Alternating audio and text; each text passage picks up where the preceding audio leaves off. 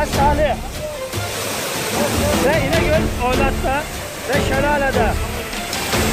Ve en büyük şelale. Çok büyük. Salih. Çok güzel. 10.000 takipçin olacak Salih. Ben şöyle çekiyorum.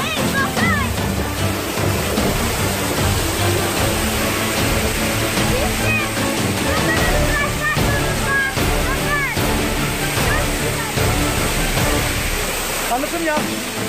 Evet arkadaşlar, bugün İnegöl Kuşu'da Oylat Şelale'sindeyiz.